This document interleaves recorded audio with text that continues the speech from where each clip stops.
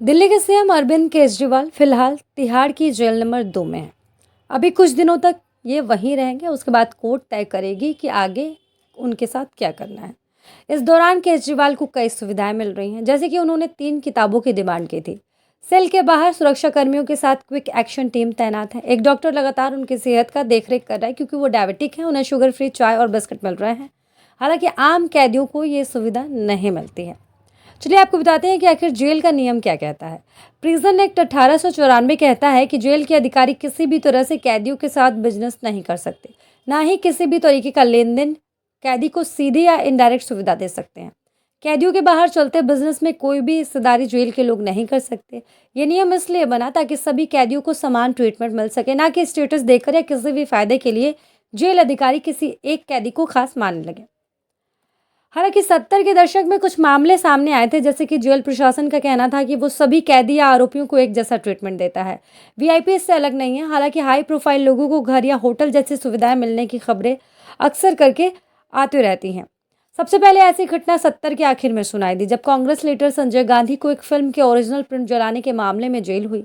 मामला 30 हजारी कोर्ट से supreme court पहुंचा, जहां उन्हें 1 महीने के लिए तिहाड़ जेल भेजा गया।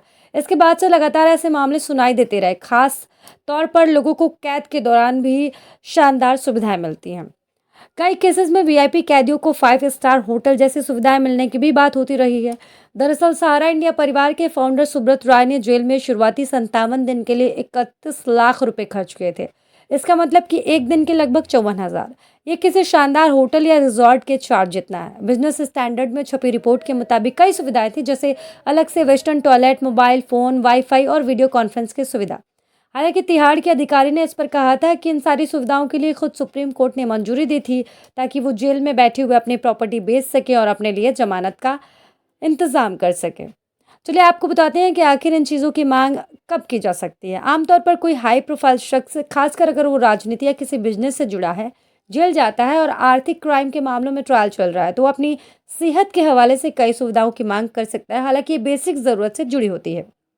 किन चीज़ों की डिमांड होती है? इसमें ऊपर बैठने के लिए कुर्सी, मेज, मच्छरदानी, किताबें, घर का खाना और दवाई जैसी चीज़ें शामिल है।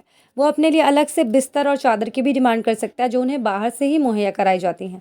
अगर वो हाई प्रोफाइल है और साथ रहने पर सुरक्षा का डर है, तो अलग सेल की भी डिमांड होती है। कोर्ट में ये मांग रखी जाती है और मंजूरी मिलने पर ऑफिशियल तौर पर यह सुविधा दी जाती है, जैसा कि अरविंद केजरीवाल के मामले में आ रहा है। अब चलिए आपको बताते हैं कि आखिर वीआईपी कौन कहलाते हैं। कैदियों को उनकी सामाजिक और आर्थिक स्थिति के आधार पर यह हक होता है कि वो कोर्ट में अपने लिए ऐसी सुविधाएं मांग सके जो वीआईपी श्रेणी में है, जो बाकियों को नहीं मिलती। इसमें सांसद, विधायक, मजिस्ट्रेट जैसे लोग शामिल हैं।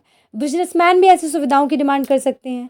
वे वीआईपी सेल में रखे जाते हैं, जो बाकी सेल से अलग है। इसकी वजह इतनी है कि वो सुरक्षित रह सके।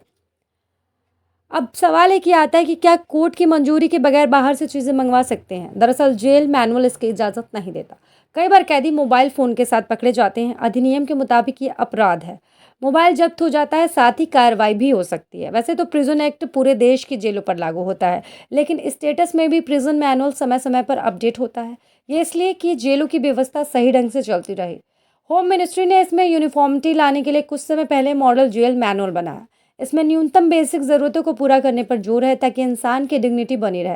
हालांकि इसमें भी कैदियों को वीआईपी ट्रीटमेंट देने की बात नहीं है।